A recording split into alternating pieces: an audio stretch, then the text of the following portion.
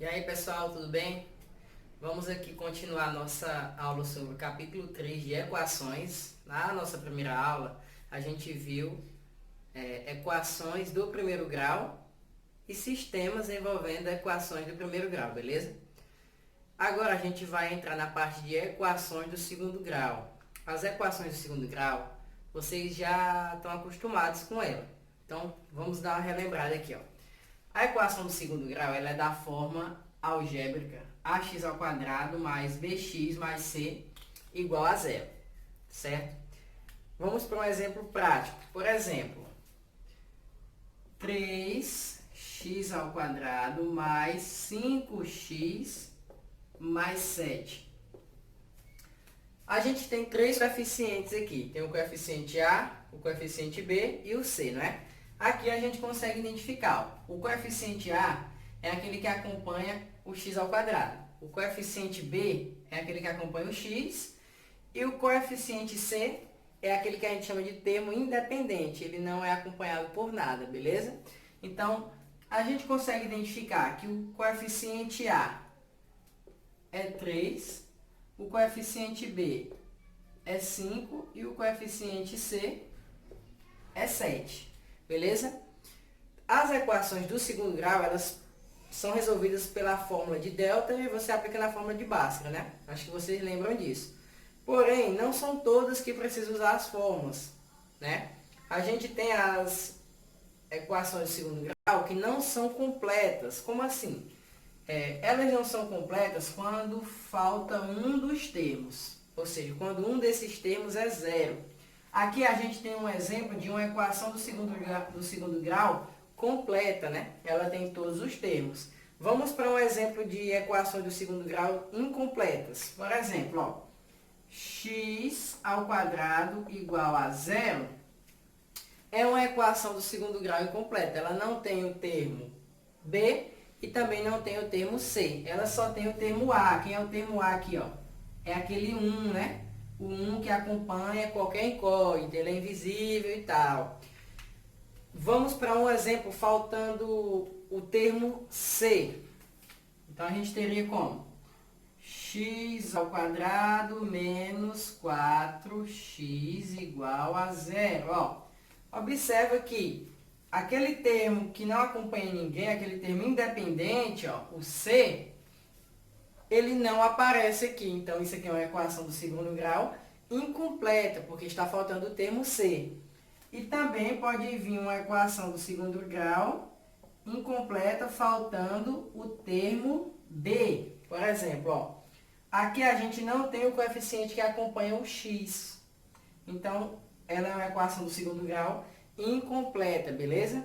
Como que a gente resolve equações do segundo grau incompleta? Pela fórmula de delta e Bhaskara? Você poderia colocar. Só que seria um trabalho muito grande que você poderia resolver de uma maneira mais simples, tá? Como é que faz isso, professor? Acredito que vocês lembram, né, gente? Como que a gente resolve essa equaçãozinha aqui, ó?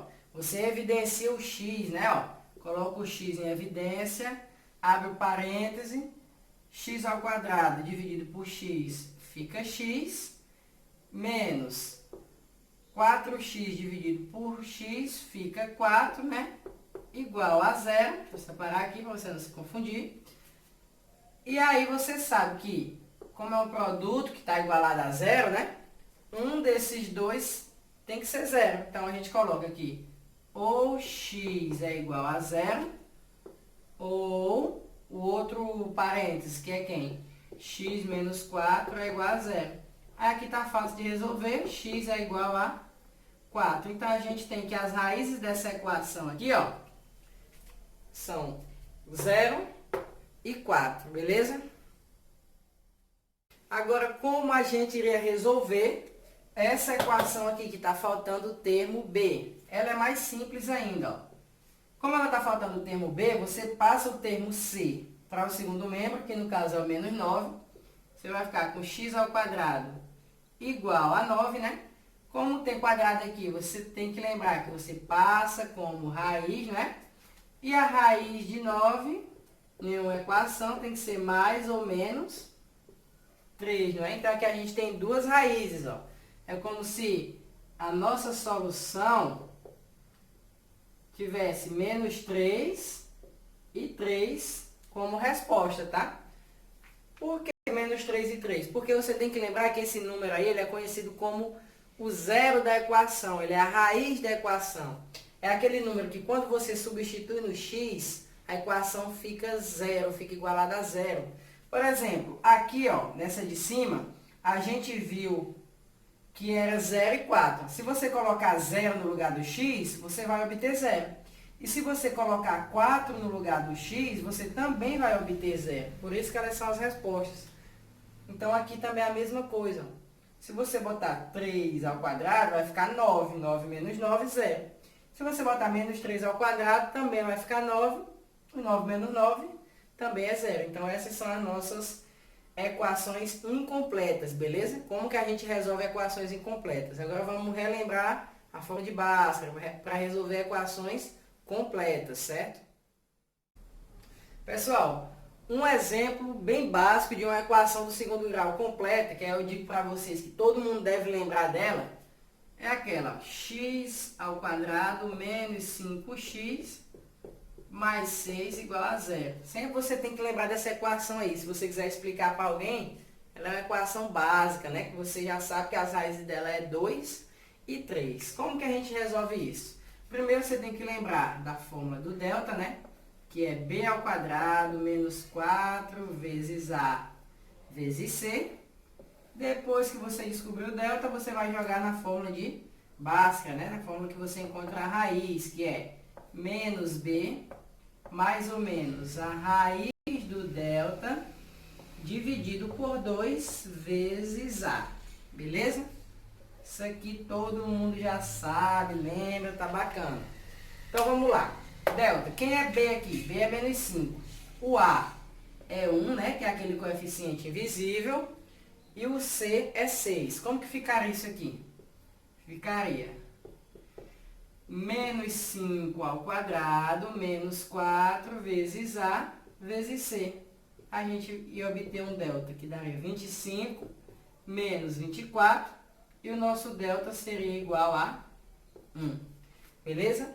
Encontramos o delta, agora a gente vai pegar e vai substituir na fórmula de Bhaskara para a gente encontrar x1 e x2, ok?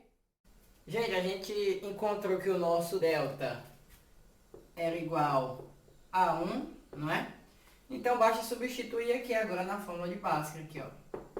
Menos b, o b é menos 5, né? Aí, menos com menos, fica mais. Então, fica 5 positivo.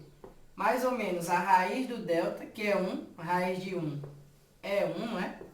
E aqui, 2 vezes a. O a é 1, então 2 vezes 1 é 2. Aí, aqui a gente tem que o nosso x1 vai ser a soma. E o x2 vai ser a subtração. Essa ordem não importa, tá, gente? x1 e x2, x2 e x1 é a mesma coisa, beleza? Então, a gente tem que 5 mais 1 é igual a 6. Dividido por 2, fica 3. E o nosso x2, 5 menos 1 fica 4. 4 dividido por 2, fica 2. Então, a nossa solução dessa equação, né? Seria quem? 3 e 2. Beleza, pessoal? Relembramos aí a fórmula de Bhaskara. Agora a gente vai ver as relações de Girardi. O que é essas relações de Girardi? Nada mais é do que soma e produto das raízes da equação, beleza? Por exemplo, soma das raízes dessa equação seria 5. E o produto seria 6. Observa que se a soma é 5, coincidiu com o termo B, não foi? E o produto é 6, coincidiu com o termo C. Na verdade, ele quase coincidiu com o termo B, porque o termo B é menos 5, né? Mas a gente vai ver isso quando eu escrever a fórmula aqui no quadro, tá? Vamos lá. Pessoal, naquela equação que a gente resolveu, a gente encontrou que as raízes, né? x1 era 3 e x2 era 2, não é? Observa aqui, gente. E a equação? A equação era x ao quadrado menos 5x mais 6 igual a 0. Observa que se eu... Aqui é a fórmula, tá, pessoal? Ó, que a gente vai usar para encontrar a soma e o produto. Se você somar as raízes, se você somar x1 mais x2, você vai obter 5. Beleza? E se você jogar na fórmula, você também vai obter 5. Então, por que existe a fórmula? Ela existe para você encontrar a soma e o produto sem precisar saber quem eram as raízes, beleza? Então, se eu quisesse encontrar direto a soma, era só eu pegar menos b e dividir por a. Ó, quem é o b? O b é menos 5, então ficaria menos 5 dividido por a, que é 1, né? Então, a gente chegaria na conclusão que a nossa soma seria 5, que é a mesma conclusão que a gente chegou somando as raízes, depois de ter descoberto elas, beleza? Então, essa fórmula aqui, ela serve para você encontrar a soma das raízes. E essa serve para você encontrar o produto. A gente já sabe que o produto vai ser 6, né? Mas se a gente não soubesse, só ia olhar para a equação e substituir na fórmula. O produto é C sobre A, ou seja, é 6 sobre 1, que continua sendo 6. Beleza? Então, essa equação aqui, ó, ela tem produto das raízes valendo 6 e soma das raízes valendo 5. Essas são chamadas relações de Girardi, beleza, pessoal? Só a soma e o produto.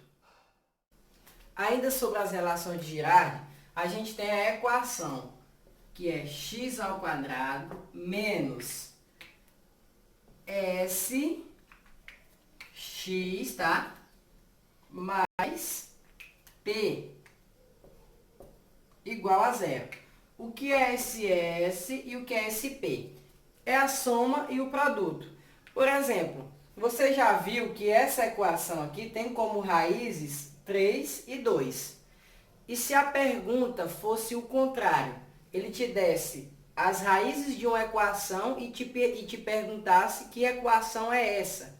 Então, a gente usa o processo reverso aqui, ó. A gente joga na fórmula da relação de Girardi, beleza?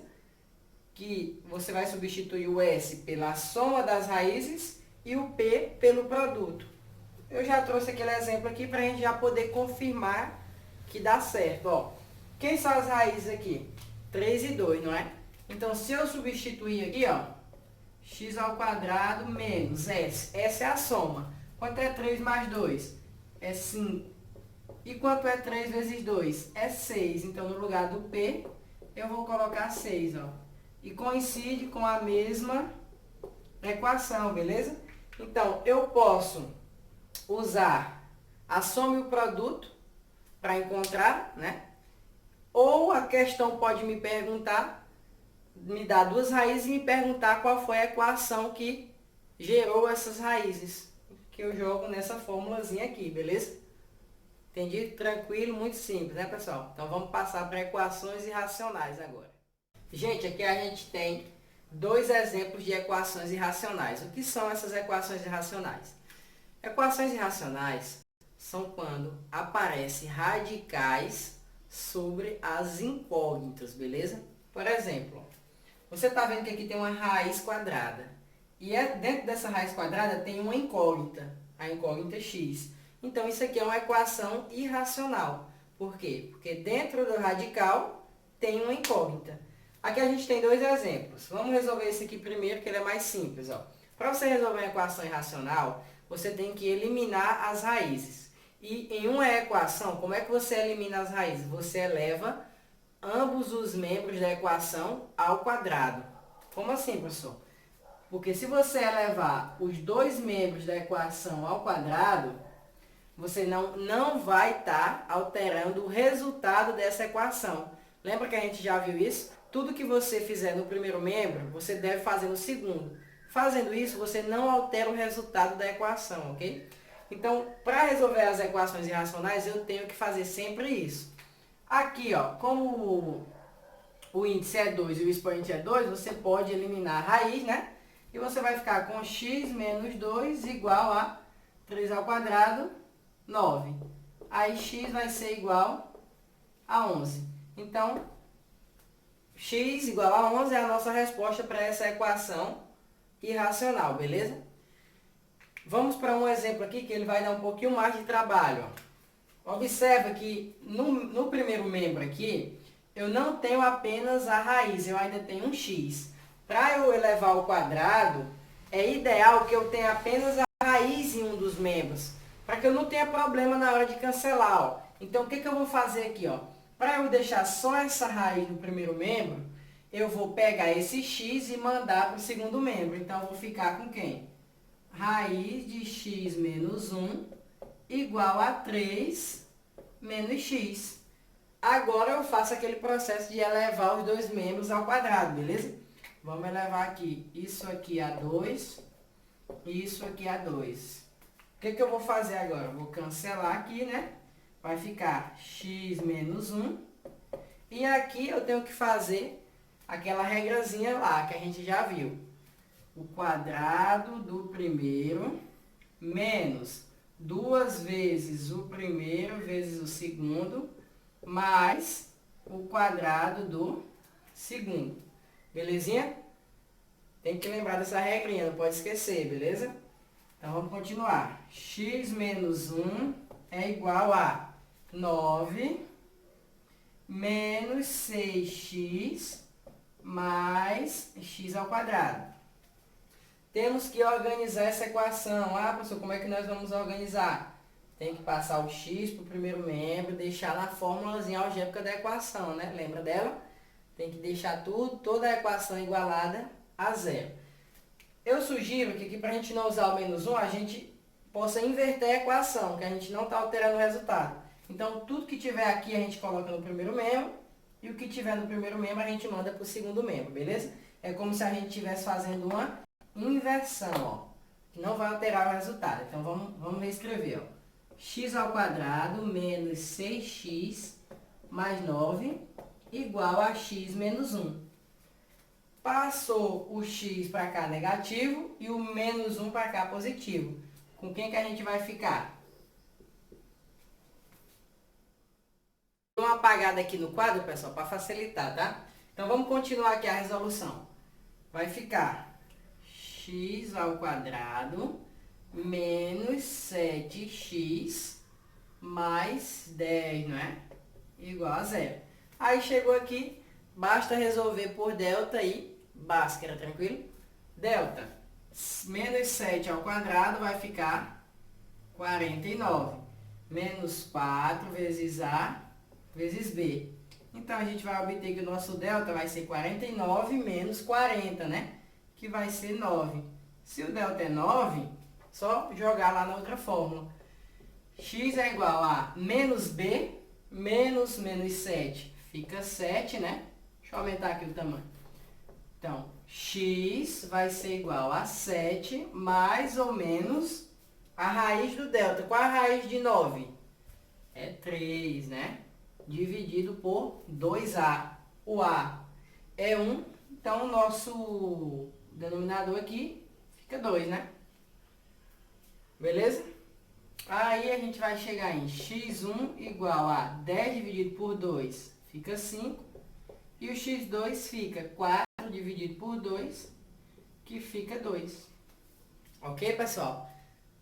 Essa é a nossa resposta. Se a gente quiser provar se está certo pela relação de Girardi, é só você fazer o seguinte, ó. Qual é a soma das raízes? 5 mais 2 é 7. Ó, deu igual ao termo B. E qual é o produto das raízes? 2 vezes 5 é 10. Tem que dar igual ao termo C, ó. E dá igual. Então, significa que a nossa resposta está correta, certo?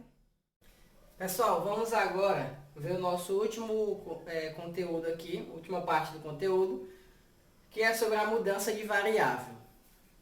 A mudança de variável a gente vai utilizar quando a gente tiver uma equação biquadrada. O que é uma equação biquadrada? Ela é 2 vezes quadrada, né? Também é chamada de biquadrada por causa disso.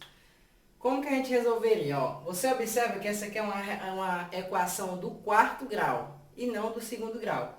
Porém, a gente pode pegar essa equação, especificamente esse tipo de equação, onde você tem um x elevado a 4 e um x ao quadrado, e um termo independente, você pode transformar essa equação aí em equação do segundo grau, fazendo a mudança de variável, que a gente também já viu no ano passado e a gente vai relembrar agora, beleza?